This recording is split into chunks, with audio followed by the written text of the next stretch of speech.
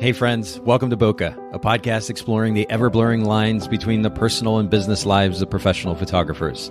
This is your host, Nathan Holritz, and I'm happy that you can join me today in connecting with photographers and entrepreneurs as we discuss photography, business, and, that sometimes messy thing that we call life. This podcast is brought to you by Photographer's Edit, custom image editing for the wedding and portrait photographer. Just visit photographersedit.com. All right, Bokeh Podcast listeners, we are back for another episode, and I'm here with photographer and entrepreneur Michelle Ellsworth. Michelle, thank you so much for making time for the podcast today. Thanks for having me. And we have a lot to get into. And so I know that we have a number of questions to get through here kind of at the beginning. We're going to kind of breeze through those a little bit and get to the meat of the conversation today, because there's a lot to cover with regards to, on a very big picture scale, leaving a mark on the world. And that seems like a really overwhelming topic, right? But we're going to dig into that, what it means to ultimately take our life experience and weave that into the business or businesses that we create for the sake of making an impact on the world. So we're going to get there in just a few minutes, but let's just start very briefly. Where are you based, and what type of photography does your business currently offer? We are based in Salt Lake City, Utah, the home of the most gorgeous mountains on planet Earth. And it is beautiful, I have to say. I really enjoy flying into Salt Lake City. Yeah, you should come visit one of these days. Absolutely. We actually primarily focus on families, children, and senior portraits. Okay, awesome. And the name of your business? Permission to Remember. Perfect. And I think you mentioned to me the other day that you're in the process of transitioning brands, right? You've had an established photography business and you're in the process of making a change? I am, yeah. We used to be Pink Rose Photography, but Permission to Remember has developed over this last year as I have dug into my why and the demographic and those that I want to serve. And so we felt like it was the right step to rebrand and share our message in the name of our business. Yeah, and that totally makes sense. And it's intentional versus just kind of, coming up with some random cute name and throwing it out there. You've actually put some thought and intention behind the rebranding process. And by the way, for those of our listeners who are curious, whereabouts, let's just go ahead and throw the website and social media out there for this brand, Permission to Remember. So you can currently find us at permissiontoremember.org, because we are establishing a nonprofit as well as a business with our brand. And so it will be permissiontoremember.org and permissiontoremember.com. Okay, perfect. And of course, we'll link to those in the show notes as well. And for those of you listening in, I know I always say this, but show notes, Bokeh Podcast, Bokeh podcast.com, lots and lots of information there, not only associated with this particular episode, but at this point, hundreds of episodes that we put out there. So make sure you go take advantage of those. So talk to us a little bit about your photography business's brand position. And actually, I may kind of preempt this question or your answer to the question, because I know that on your old photography website, you actually have a mission statement there, which very much ties into the conversation we're going to get into in just a little bit. I want to just go ahead and throw this out there, because though it's not exactly a brand position, it's a mission statement that is really compelling. It's very powerful. And for those of you listening in, as you'll find out, very much tied to Michelle's story, her backstory, but it just simply says, we believe every family has a story worth telling. Each child has a childhood worth remembering, and all relationships have a love worth showcasing. And you're probably starting, for those of you listening, and you're probably starting to kind of put the puzzle pieces together here, Permission to Remember, and then you hear this beautiful mission statement. Seriously, Michelle, a wonderful example of a mission statement there on that site. And this is going to lead us wonderfully, kind of segue into our conversation later on, but did it take some time to come up with the wording for that mission statement? Because a lot of times, photographers, they'll come up with maybe a cute tagline or a few words that they think represents their brand, and they'll put that out there. But honestly, it's not always particularly compelling, and it certainly doesn't reflect a deeper why behind why they're even doing what they're doing. Yeah. So to be honest, I've been in business for 13 years. I have had a lot of cute taglines, and this came about actually in the matter of about 3 seconds. Wow. I was doing some personal work through a book that I read, actually, which I recommend to everyone. Well, what is that book? Let's just go ahead and throw that question out there too. This sounds like a pretty interesting book. Yeah, it's Story Brand. Yes. And it was life-changing for my business development and for the way I perceived how I needed to speak to my clients. For a long time, I made my business all about me. And my messaging was all about me. This is my story. This is why you should like me, versus speaking to my client and speaking to what they deserved, not what I deserved as their photographer. Yes. And so as I was working through my Story brand script that is actually free, I'm just going to give them a plug because they're so awesome. And they have an entire online worksheet that you can go through to help discover your brand and your phrasing and your wording to speak to your client. And I was just kind of brainstorming. I was just, writing as fast as I could, whatever came up to my head, and these words just kind of tumbled out of my fingertips. And I was like, wow, well, that's exactly what I want to do. So well, there are different directions I can go here. First of all, you mentioned Story Brand, and it is an extremely powerful book. And the cool thing, and I know that we've talked about it a decent amount here on the podcast, but it certainly bears re-mentioning, if you will. Story Brand is not only one of the most important marketing books out there right now, I think, but it's also extremely actionable and practical. A lot of times you read a self-help book or a business book, and it just, there's a lot of fluff. This is an extremely easy read, and it's extremely actionable, and it is just wonderfully impactful as well. And so I can't recommend it enough. I'm totally on the same page with you here, Michelle.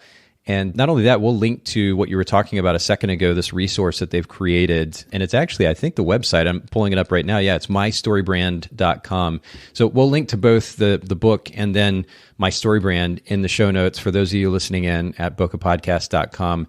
Make sure you actually read the book or listen to the book and then go take advantage of this tool to think about how you're ultimately reaching out to your potential client. And the thing that you pointed out that I think is particularly poignant, Michelle, is that your messaging, you went from a place of kind of talking about yourself and, what feeds your ego and what matters to you, and switched, kind of turned that on its head and said, you know what, I want to talk to my potential client and their needs and their desires. And this resonates with me not only because I know that it's easy for me to kind of think about myself, and that ultimately, but ultimately that what is most fulfilling is to serve somebody else, to take care of somebody else in one form or another. And that if I'm involved in a business that's doing that, that's focused on that, the fulfillment level that comes from that is just, it's a beautiful thing. It's a wonderful thing. And it's certainly a sustainable thing. And so I love that your mission statement does just that. It is very clear to your potential client what it is, why you're doing what you're doing.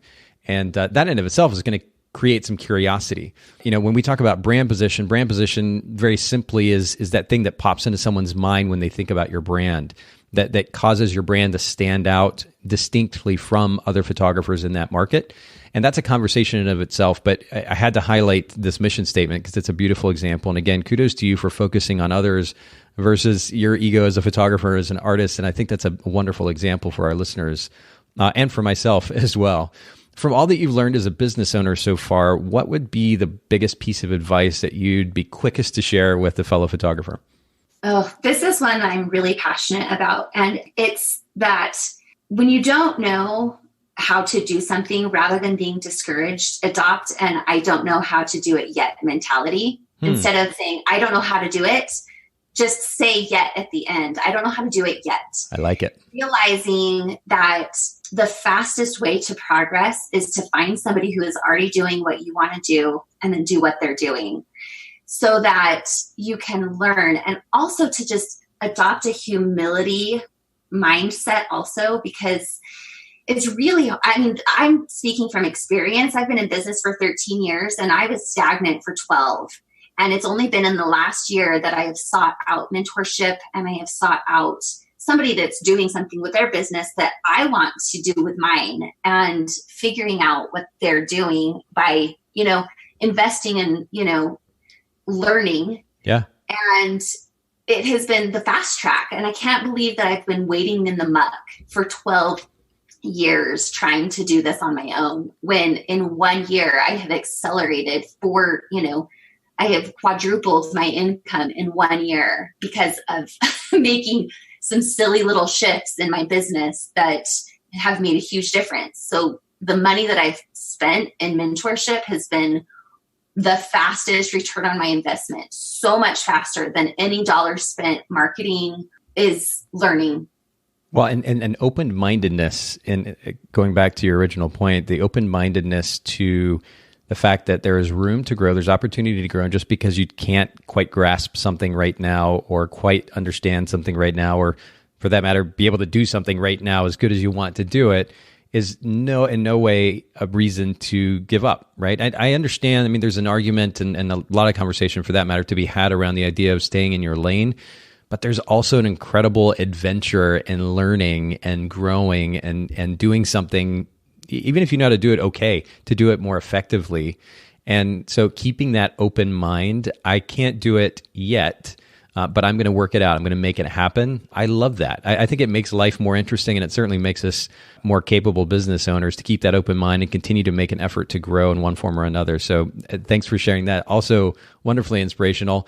Talk to us about time. I know that you have family, and time, I mean, more than ever, is probably one of the most significant components of your life, maximizing that time, whether it's certainly as a business owner, but also connecting with the important people in your life. Is there something that you can do, or that you do on an ongoing basis, daily, weekly, or otherwise, that enables you to create the space, the time for those people that are important to you, and get out from behind the computer? Yeah, absolutely. I have 5 children. And so life is busy, between taxi driving and laundry, and especially, I don't know, just as a mom, feeling like, one robs from another. When I'm working, I feel like I should be mommying. And when I'm mommying, I feel like I should be working. And I struggled with that for a really long time with the crosshairs, just of not being able to separate work and play with my family. And I realized that it was really wrecking both aspects of my life. It was wrecking my productivity when I was working, and it was wrecking my ability to be with my family when I was with them. And so I really realized that the best present that you can give to yourself and to your family is to always be present in whatever it is that you're doing. So basically, when I'm working, I am working. And I've had to draw really strong boundaries, because when you're an entrepreneur, when you work for yourself, it's really easy for people to steal that time because they think you're just at home, like watching movies and twiddling your thumbs while you're editing. And, so it's really easy for people to say, hey, can you run this errand? Or can you come and do this thing? Or can you come visit me? Your mom calls, can you come visit me? And the people pleaser in me used to say yes to everything. And I realized that I just needed to create boundaries and time blocking so that at 11 o'clock in the afternoon or in the morning, I knew where I was going to be and what I needed to do. And if it was, editing during that time and my mom calls and she says, I need you to come up here, I'll say, well, can you wait until 2 when that's my free hour, right? And so that time blocking system has really opened up my ability to stay present with my children, because I have time blocked now so that as my work is over at 4:05. When they get home from school, I am now fully on mom duty. And when I am now mom duty, I don't even think about work. I don't touch my computer. I don't go into my room. I don't even think about it. And it has really freed my mentality up to know exactly what I need to be doing during the day, so that when people try to steal that time, I can easily say, you know what, I'm busy. I've got this meeting going on. And having that time accounted for strategically and scheduling has really freed my ability to stay present with my family. That's really good. And I mean, the proactivity innate to that approach, that mentality, the self-awareness of, hey, you know what, functioning without this kind of structure, here's what happens as a result. I end up stressed out. I'm not present. And I have people kind of trying to take advantage of my time. Instead, I'm proactive in that I'm saying, this is how I'm going to spend this chunk of time, and this next chunk of time, this is how I'm going to spend it. Or, and this day, this is how I spend it. I do this thing and these things, or maybe there's a list of things, but blocking off those chunks of time, whether it's 15 minutes or, a full day, and being really, really specific and really intentional, it makes a massive difference for ourselves. And then, the cool thing too is, I don't know about you, Michelle, but when you talk about expectations, managing expectations of others when it comes to your time, the way that you run your business, I personally share my calendar with my kids. And so they can see what I'm doing throughout the day. They know that right now I have a podcast interview. So if they try to reach out to me and I don't respond right away, they can take a quick glance at that calendar. They know what's going on. Have you shared any element of your kind of daily or weekly schedule with your family so that they're aware and know how to respect that time so that you can get the things done that you need to and then be present with them later? No, but as you were saying that, I had a light bulb and an aha moment of, that's what I need to do, because it's really easy to feel guilty for not responding to your children because they need you, but realizing that we are working and we are doing that because they need us, right? Yeah. And so, it's not shortchanging them because we don't respond immediately. I love that principle that immediately will be adopted in my family. Because honestly, when my husband doesn't share his calendar with me, he's also an entrepreneur. It's really easy for me to go in and talk to him about X, Y, and Z, and he has to pull away. And it's versus when he shows me his schedule, I say, oh, he's busy. So it's easier for me to respect him. And it would be the same for children to respect their parents' time. And and it creates, ultimately that awareness, it enables respect, it enables a sense of freedom, as you were alluding to as well. And it's pretty easy to do. I know I'm a huge Apple fan. I'm working off of an Apple laptop here. I've got my iPhone next to me as well. And so I'm a huge Apple fan. I'm not as big a fan of their email and calendar system. And so I use Google Calendar and Gmail, and largely because it works so well, so consistently. And of course, it's very easy to share with others. So not only do I share my calendar with my kids, I'm a single dad, so I've got 2 kids at home, but I'm in a serious relationship with a wonderful girl who also has 2 kids, and she and I share calendars as well. So we've got this amalgamation, if you will, of daily schedules that can look a little bit insane when you first glance at the calendar because everybody's calendars are shared. It's a little bit intense, but it at least creates a little bit of awareness of what the other person might be going through or dealing with. And ultimately, Michelle, as you said, it can also give a sense of freedom. If you're concerned about somebody else feeling like you're not giving them the time of day that they deserve, they at least know that you're putting the work in. And then ultimately, you can schedule the time together as a family. You can schedule date nights. You can schedule time with friends. I have, as a repeating event in my own calendar, a weekly brunch with photographers. And when you make that commitment to that, that's also, I think, a really great thing. My calendar is essentially absolute. If it goes in the calendar, 99.9% of the time, that thing is going to happen. It's in a commitment of sorts too. So I think this idea of time blocking is great. And for those of you listening in, if you're not leveraging these sharing tools, take advantage of them, especially if you have close friends or family. The relationships there will probably benefit from that type of sharing. And of course, it doesn't have to cost you anything either. Just click that share button and you're good to go. Talk to us about the most unusual item in your camera bag, Michelle. What comes to mind? And of course, this doesn't have to be a camera or a lens. Is there something that enables you to be a better photographer that you want to share with our listeners? Yeah, I actually came up with 2. One of them is in my camera bag. The other one is in my head. So my favorite thing in my camera bag is my JBL portable speaker. And before the session, I ask my clients, what their children's favorite songs are, if they have any family songs, and I'll go up and make a Spotify list.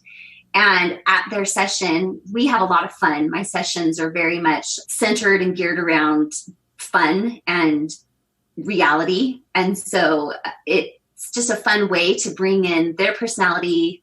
And I just feel like people really resonate with music, and they also relax with music. And so it turns it from like a stiff portrait, experience to, we're just out here playing as a family. We're out here to experience, and we're out here to loosen up and to just be together. And music has really done that, set that atmosphere at my sessions. And so I really love that. And so have my clients. I think it's great. It really does. It can set the tone. And especially in those situations, honestly, it takes me back to a maternity session. And I didn't shoot a lot of maternity sessions as a photographer. I was mostly weddings for over 10 years. But I had a wedding client who came back to me and said that they wanted a maternity session. And not only did they want a maternity session, but they wanted a nude maternity session, which is great. But I'd never done this before. It was kind of a new thing for me. And so I'm walking into a situation with a client who's absolutely wonderful. No reason to feel uncomfortable around them. But as you can imagine, a little bit of a unique situation, not a lot of clothing involved.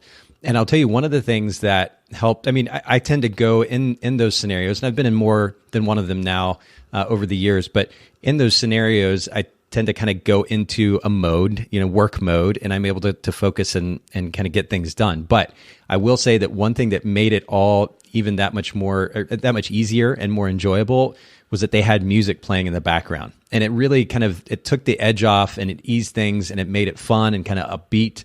And I may have told this story on the podcast before.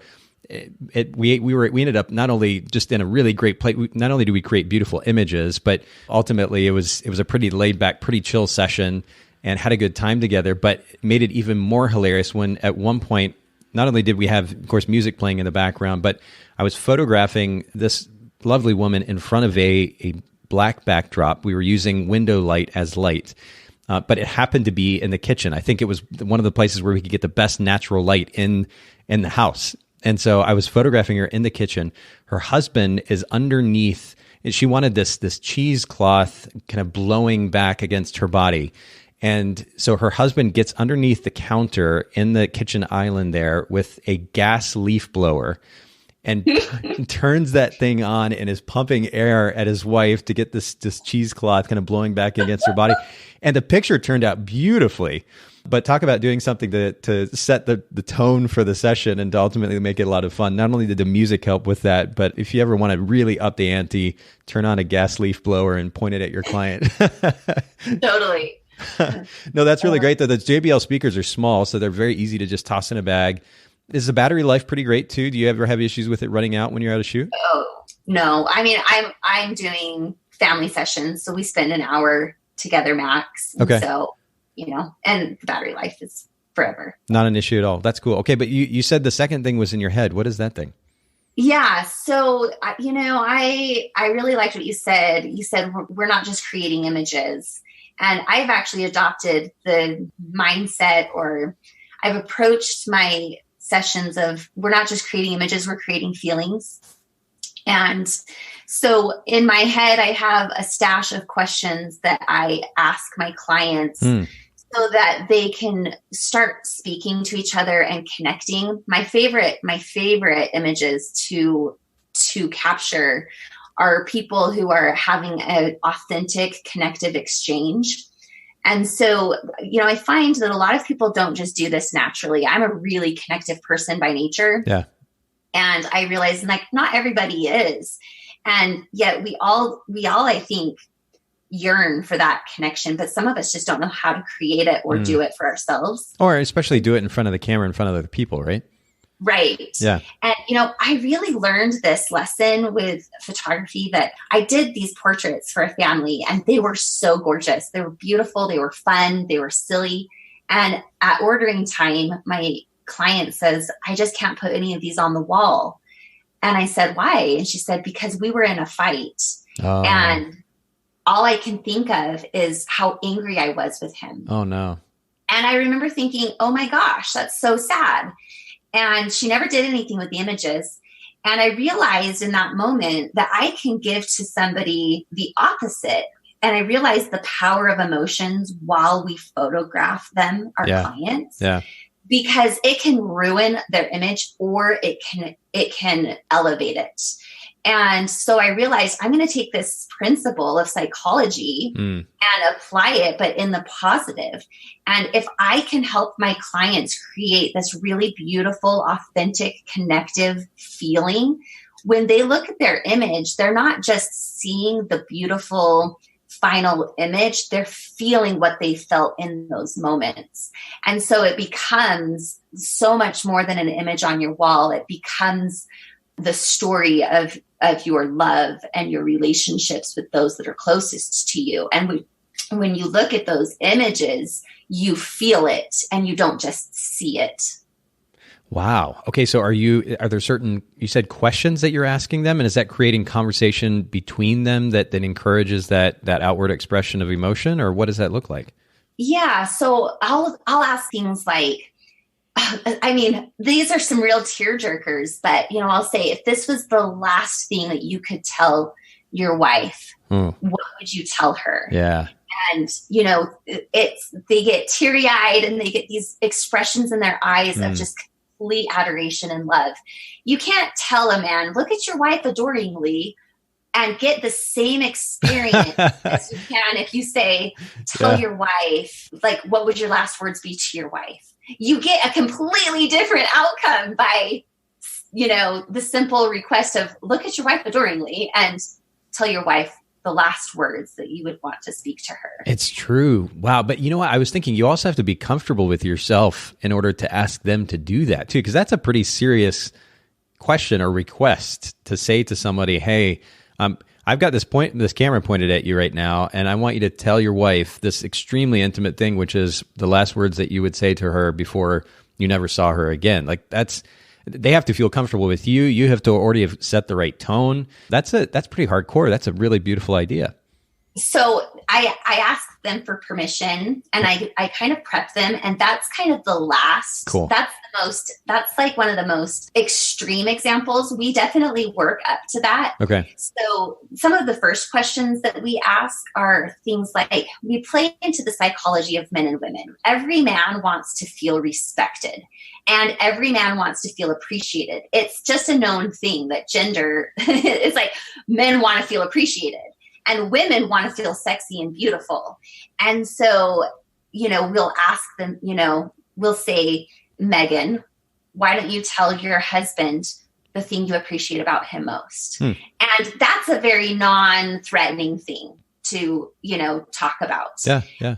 And then I'll usually make a joke and I'll say, now tell her the sexiest thing about her, but I don't want to hear, just keep it between you two, So it gets them whispering and it gets them giggling and it gets them like flirting. And it's, so we kind of step it up as far as vulnerability. Yeah. And there's definitely people who don't respond as comfortably, and you have to gauge, kind of the tiers of questions that you can ask them so that you're not, putting people out of their comfort zone. Yeah, no, that's a great way to put it too. I mean, a little bit of awareness about what your client's comfortable with, but a lot of it's on us too to set the tone, going into a conversation. I mean, this is something that I've realized even more in the last few months or so as a conversationalist, not just as a podcast host and doing a lot of them recently. I think I'm up to, I think today's is something like 281 or something like that. There are a lot of conversations. And so naturally it creates opportunity for me to kind of shine the light back on myself and think about how I set the tone and the way, not just the words that I say and the questions that I ask, but even the tone in my voice. And it's not about putting on a show. I've said this to a number of guests, particularly as of late. I'm like, I'm not trying to set this tone where my voice is going to be one thing while we're recording and then another thing off air. I want it to be genuine, certainly, but whether I'm having a conversation with one of our guests on the podcast, or I'm talking to my kids, or I'm talking to my girlfriend, or whoever it is, I can help them feel a particular way if I actually think about setting the right tone. That requires empathy. It requires awareness both of their feelings and their perspective on the world and what might be going on in their life right now. It's enabled by self-awareness as well. There are multiple elements that make that up, but I love this, not only the tool set that you're just describing to us, but also the significance that you're sharing about creating the right tone, setting the stage for a session that is comfortable for the client, where they can open up and be emotive and be okay with that. I think this is really great. Honestly, we could probably do a whole episode on that. We might have to come back and do another one at some point if you're open to it, because that's really fascinating to me. But we've got a big topic to jump into, and we talk about this notion of why. I think you even used the word already, knowing our why we do what we do. There's a Simon Sinek book called Start With Why. There's a TED Talk that he did as well around the same idea. And this has become a popular point of conversation. It's one thing, though, to talk about why, because it's it's the thing to do, or it sounds romantic, or it looks great on our website. It's another thing to actually live it, to do it. And you have done both, honestly. I mean, from my perspective, not only have you created a very powerful why that drives why you do what you do, but then you're tying that into this brand, Permission to Remember, but you have a personal story that drives it. And so I'd love, if you don't mind, sharing that story with our listeners so they understand where this comes from and the significance of tying personal experience to then kind of weaving our why into our brand to ultimately make an impact on the world. Yeah, and everything that I do really ties into my why. What we were just talking about with the connectiveness with my clients, it ties into my why. Every reason the way I shoot, everything ties into my why, as far as why I photograph people the specific way I do, why I put certain products in their homes, and why I serve the people that I serve. And it really goes back. So this is an emotional topic, and I don't usually like to just surprise people. And I like to tell listeners that you're about to hear something that's probably going to be really sad for you. And it was really sad for us, but I share it because I am passionate about what I do and why I do it. So just be prepared that it might bring a tear or two to your eye, and it might bring a tear or two to my eye. So just rewind. I've been in business since 2006. I had gone to college for photography and had been wanting to be a photographer since I was 6. I asked for my first camera when I was 6. My mom didn't give it to me, and I took the money my grandma gave me and went and bought my own. And I can just remember from the time I was very little wanting to create beautiful images. And I had 2 babies that were 2 and under, 22 months and under. They were 15 months apart. And I am a God girl. I love God. And whether it's God or the universe for you, I had a prompting. And I had this prompting that I needed to start my photography business. And I kind of just raised my eyebrows and said, are you crazy? Like, I have to be crazy. I have 2 babies under 2. I am busy. And I just kept getting this feeling, you need to start. This is now. This is the time.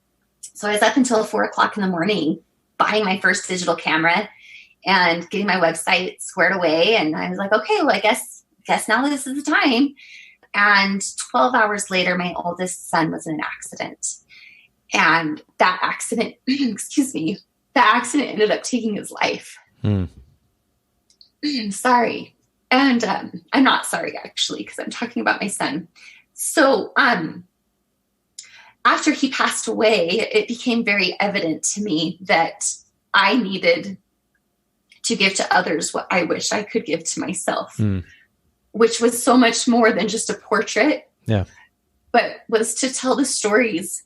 And so I really built my style on, if I could go back one more day, what would I want to remember? Would I want just a picture of him smiling at the camera? I have those, but I want to capture the silly and the sad and the funny and the mad and the love and the connection and the relationships. And I want to tell the story, and I want to see, that's what became invaluable to me when I lost the opportunity. And I realized that not everybody has that perspective, that these opportunities are lost as every day goes by.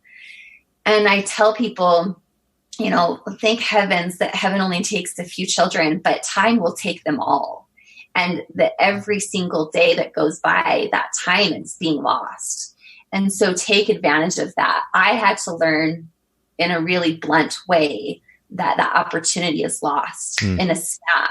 Yeah. Most people lose the opportunity moment by moment, month after month, year after year. And so anyhow. Well, I have to say first, Michelle, I mean, thanks for being willing and as transparent as you've been to share that story. And I know it's an emotional one to share. But at the same time, I have so much respect, again, for the way that you have tied what was so impactful to you into what you're doing.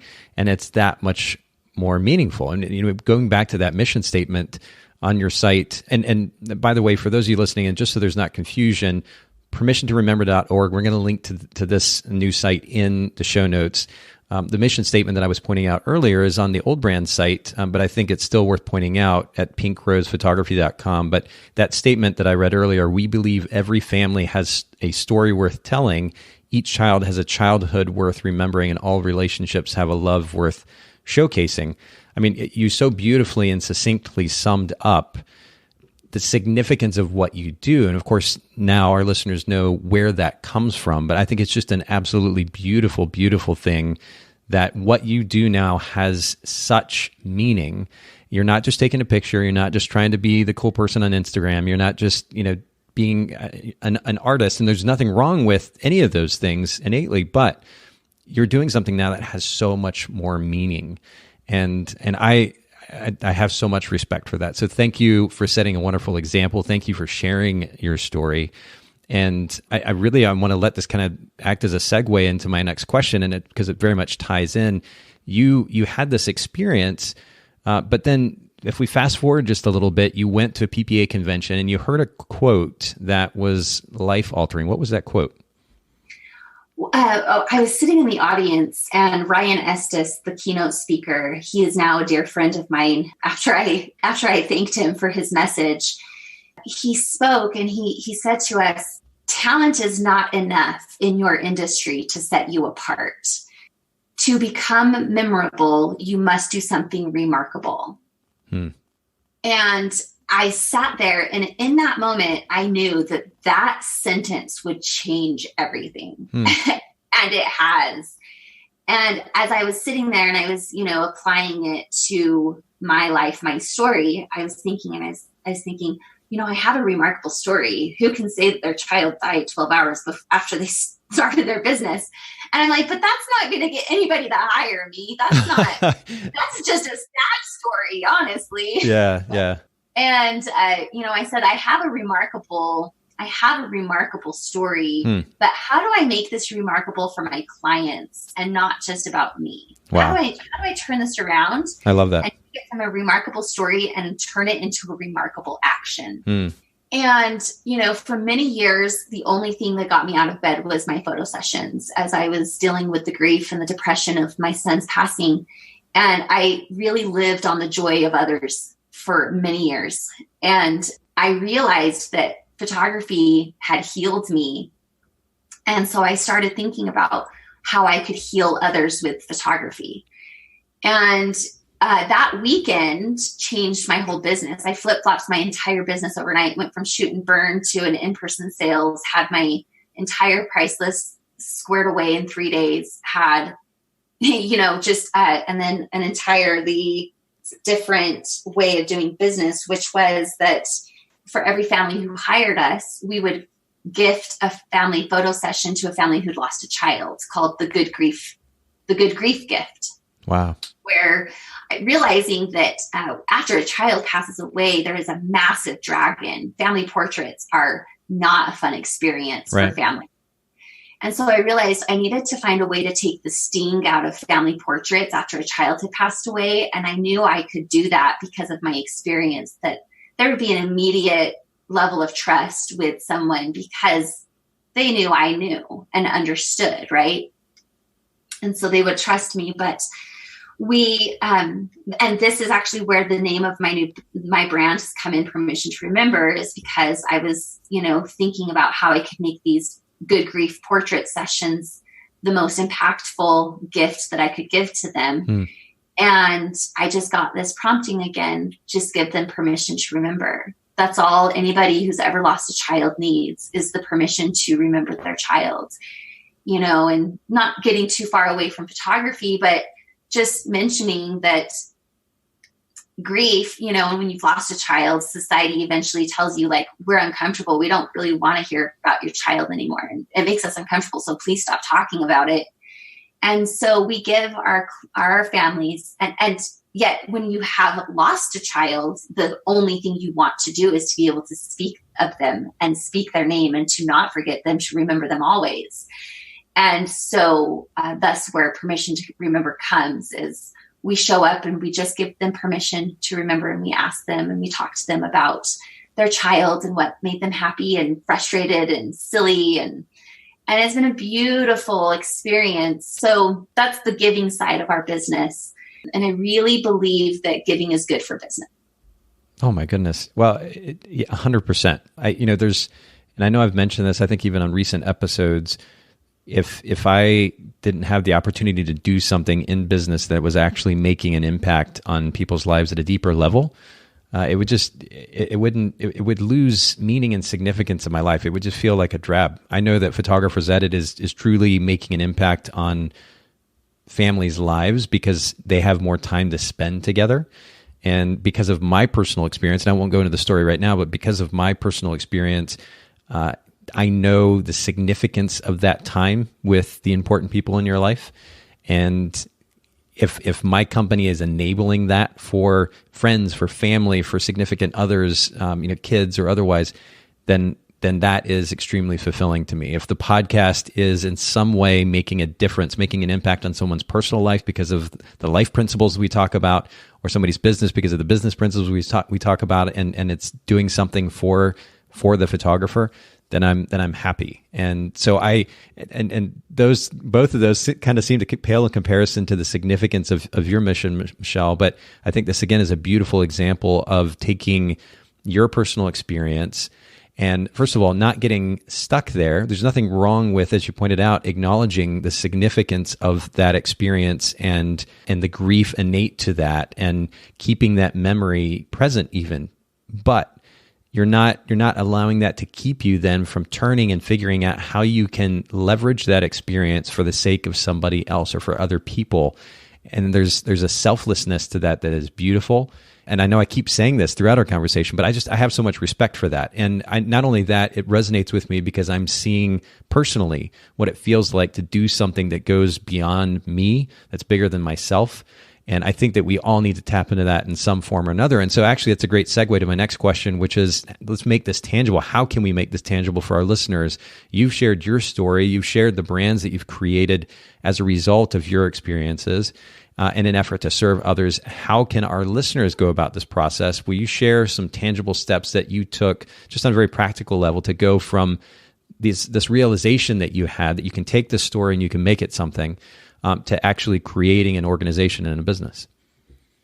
Yeah, absolutely. But before we do that, I'm just gonna say, don't downplay your mission, because I'm actually really thrilled to be talking to you, because your mission has affected my life and my ability to be with my children. I have been using your services through Photographer's Edit, and it has completely changed. It's been a game changer. So do not downplay what you have done there, because it has definitely, in my own home, has affected my ability to have more time available with my children, which is a beautiful gift that you've given to us. Oh, that's very kind of that. And honestly, that means a lot. But I'll just leave it at that. That's extremely humbling, and I truly appreciate you bringing that up. But do share with our listeners, because I want to make sure that that they walk away with something that maybe they can go do, even if it's on a smaller level initially. I realize that we all feel like we're kind of strapped for time in one form or another. And the idea of starting maybe an additional nonprofit or an additional business and organization might seem overwhelming. But even if there are small ways that our listeners can move forward and get started with something, I'd love for them to have the tools to do that. So what are some steps that you took to go from realization to organization or to business? Yeah. Well, I'm kind of a wordsmith. I really like to play with words. And my first step is to find your remarkability factor. What makes you remarkable? The reason why this is so important is because as soon as you find your remarkability factor, you have basically eradicated all competition, because nobody else is going to have that same factor, because they're not you. And so as soon as you realize what makes you remarkable, you are no longer competing with the other thousands of photographers in the sea. You're only competing with yourself, because it's your own mission and your own reason why. But wordsmithing the remarkability, the word remarkability, I really redefined it into my own head, which was, what is your ability to leave your mark on the earth over and over and over again? And, what is it that you do in your life or your business that you can really leave a mark, that at your funeral, people are going to say, he or she made a difference in my life through these things. And then you get creative. The second step is to just get creative. We all claim to be creatives because we're photographers, but sometimes we forget that our creativity doesn't need to stop with Photoshop and Lightroom. Our creativity can go into all areas of our business, our why, our brand, our marketing, our mission. And so get creative with that remarkability factor. And how can you use it to leverage your marketing and your branding and those who you serve, right?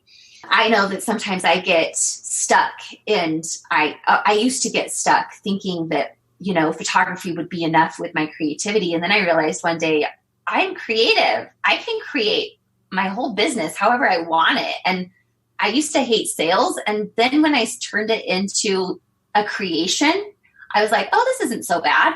Marketing, I used to dread marketing, dread it. And then I'm like, oh, wow, this is just a different way to create. And so get creative outside of Lightroom. That's really great. And I want to let you keep going because I know you have more steps to share, but this ties into the first point which you made regarding remarkability. How can I leave a mark? And I want to go back to the story that you told, and tie that into the comment that you just made about Lightroom, because here's the thing. Photographers talk about having a, quote, distinct style all the time. And I understand the conversation. I run an editing company, so I understand the significance of that and ultimately what they mean by that. But the thing is that there are thousands and thousands and thousands and thousands of photographers out there, and half of them have the same Lightroom presets. And the other half, or probably most of them actually altogether, are looking at other photographers' work and in some form or fashion emulating that work. And this is just one small example, but my point ultimately is that to make yourself distinct, we talk about brand position all the time. To have a distinct brand position, you've got to go beyond something that is so easy for somebody else to emulate, to copy. And a really great place to start, as Michelle has so wonderfully demonstrated, is your own story. Your own story drives a mission, a why that goes way deeper, and ultimately it goes beyond yourself, really. And it goes way deeper than Lightroom or an editing style. And then that mission ultimately can drive the business model that you create. And you really, truly can get creative. You can look at it as being creative. You can look at it as problem solving. But there is a way to leverage your story in one form or another, and ultimately use that as a platform to be able to serve others. So I had to jump in and comment on that. I really appreciate you started with remarkability, the significance of remarkability. How can I leave a mark? Number one. Number two, get creative. And there are all kinds of ways to go about getting creative and solving the problem at hand. What's another step? And I want to also throw this into there too. Sure. I know that I have a very extreme story. And so listeners it might be easy for you to say or to think like, well, I don't have that kind of story. And the reality is, like, you really don't need that kind of story. Right. You just need to know what you're passionate about. You love the word passionate, I know. But what your purpose is. Maybe purpose is better than passion, because purpose doesn't ever leave you, passion does. Yes. And you know what? And I'm so glad you said that, because I think you and I had that conversation the other day, and that distinction that you made was a really poignant one. We use the word passion way too much these days. And it's appropriate in certain contexts, but I like that distinction you just made, Michelle. Purpose is greater than passion, because passion is a feeling, and feelings 99% of the time, they don't last. They're not consistent all the time. Purpose is way bigger than that. Purpose goes beyond yourself. It goes beyond your own feelings. And so that's a massive difference. Thank you for making that distinction, and please continue. As it was coming out of my mouth, I was like, Nathan hates this word. No, but, really just finding what your purpose is in life, and what really makes you feel like you are leaving your mark. And you don't have to have some wild and crazy, life-altering, changing experience to do that. If you're passionate, or if you're purposeful about the military, or about giving back to single parents, or dementia, or any number of things that you are personally tied to, you can find a way to interweave that into your life and into your business. And it always makes waking up in the morning feel like Christmas, because it's like, what new thing do I get to do today with my purpose? And it's so exciting. That's really, really great. So getting back to this list, we've already touched on this, but become humble and willing to learn. I cannot accurately describe how big of a difference that this made in my life. For 12 years, I thought I just could do it on my own and that I was super awesome. And then I realized there were people that were way more awesome and that they were way further along on the path. And I was like, oh, and as soon as I adopt this humility and this ability to learn from maybe somebody that was further down the path, my path accelerated so quickly. And along with that learning is, I've set a personal goal to read a book a week, and realizing that there is so many people that have done what we want to do. And we can either choose to muck through it on our own and figure out in 100 years what would take us 8 hours to read in a book, Yeah. And you know what I was thinking as you were saying that, because I have a massive list of books that I want to read. I'm going through one in particular right now, actually called Positioning. But if we stopped, watching Netflix or YouTube or scrolling social media endlessly, we would pretty easily have the time to read a book in a week. It wouldn't be, especially these days. I love combining the audio with the visual. The Whisper Sync technology that Amazon has built in, where you can listen to the audiobook in the car, and then you can go back to actually reading it at home or wherever it is that you can stop and actually look at the screen, the Kindle or your phone or otherwise. But that's a great example that you've also set for us there, Michelle. That's cool. Yeah. The fourth step is, as simple as it sounds, is to take action. We get paralyzed and we become stagnant. And I have found that the minute I become stagnant or the minute I become comfortable is the minute I realize I need to do something different and I need to take action. And this is actually touched on in a book that I read called The 7 Decisions by Andy Andrews. Okay. And another really fantastic book, but it was actually one of my first self-help books that I read. And I was like, I need to read more of these. Yeah. We'll link to that in the show notes as well. Thank you. Yeah. But one of them is to just take action. And we sometimes get paralyzed in not knowing where to go, what to do, and how to get where we want to go. And the reality is if we just take one small action and just nudge that like momentum ball, then, if it doesn't keep going, well, just to take a different action. And if it does go, you just push a little harder and push a little harder. And before you know it, that momentum ball is rolling faster down the hill than you can keep up with. And isn't that what we all want, is to have more business than what we can keep up with, that we can say no so that we can choose who we want to work with. But the real step is to just be willing to take that step. Yes. Whether you know what you're doing or not. If you don't know what you're doing and you take a step and it doesn't work, well, then you're just like, well, that didn't work. Next step. Like, let's try something new. That's good. There's something to be said for taking the leap, not necessarily having figured out all the details, but moving, even if it's a small step. And I like that. I'm a huge fan of that idea. And not just taking a step, but then being consistent in it too, right? It's one thing to take a step and then stop because you're like, that was a lot. And then not actually follow through on it, but actually following through on that consistently, but taking a step, whether it's a small step or a big step, take that step. That's a great piece of advice. Yeah. And another thing that I really found a big, that has helped me a lot, was to just get involved. I've been a photographer for 13 years, and the first WPPI or conference PPA that I went to was actually 5 years ago. So I've been in business for 9 years. And so being involved and just immersing yourself into conferences and into opportunities to learn. I'm just such an advocate of learning, because if you're not learning, you're not growing. And so just to get involved and to put yourself in a position where you are surrounded by photographers. I don't know about the listeners, but I know that I absolutely, and this is a segue into my sixth and final step, which was to have a mindset shift. I was stuck with a feeling of competition and comparison. And I know a lot of photographers do that. There's a lot of people who's just like, oh, another photographer is just my competition. Oh, their work's so much better. I could never charge what they charge. Or my work is way better than theirs and they're making more money, or they've got more clients. Why? There's so much comparison and there's so much competition. And I realized that if I shift my mindset from having competition to camaraderie and comparison to collaboration, and realizing that the other photographers out there, they're our friends. They're like coworkers, basically. And the more relationships you can build with them, the better your business is going to be, the better you can make their business.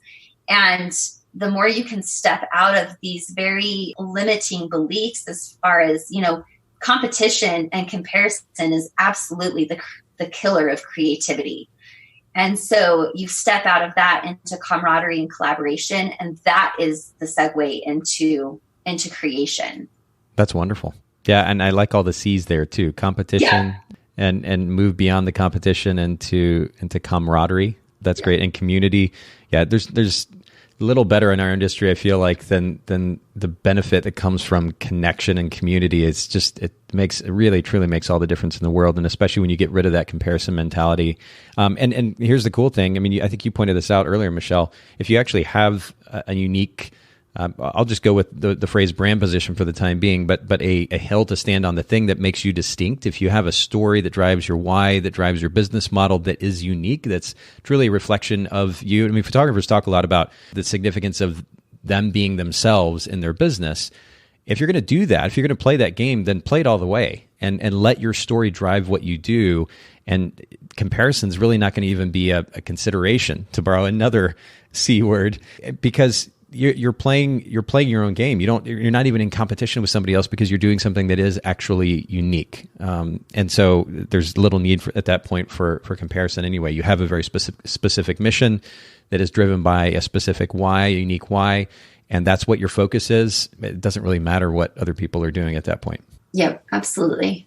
Wow. Well, I've got a wonderful list here for those of you listening, and I'm just going to sum it up here before we finish up. Remarkability, these 6 steps, or more specifically, understanding what it is that you can do. So figure out how you can leave a unique mark on the world. That's the first step. 2, get creative. Figure out how you can solve this problem of ultimately delivering on your mission to the world. 3, become humble and willing to learn. Set ego aside. Open your mind up a little bit. Understand that there are others out there that have something to offer, and go to learn from them. Number 4, take action. And that, I mean, you don't really have to say anything more than that. Take action, do something, stop talking, go do something. Number 5, get involved with community. And number 6, stop comparing. You do you. That's literally the note that I made here as you were talking, Michelle. And it really, that simplifies things. This has been a really powerful conversation and inspiring, encouraging for me.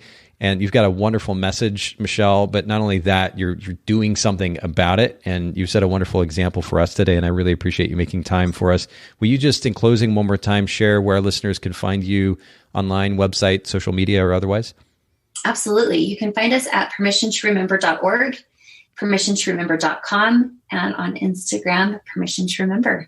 Awesome. We will link to those in the show notes. Thank you all for listening in, and thank you, Michelle, again for your time today with the Bokeh Podcast. Thank you, Nathan. I appreciate your time. Thanks so much for listening to the Bokeh Podcast today. Will you let us know what you think by leaving a review of the podcast in iTunes or maybe in the Apple Podcast app? And I'd love to hear from you personally with your thoughts about the podcast, maybe suggestions about future topics and guests for the show. My direct email is nathan@photographersedit.com. The Bokeh Podcast is brought to you by Photographers Edit, custom image editing for the wedding and portrait photographer. Just visit photographersedit.com.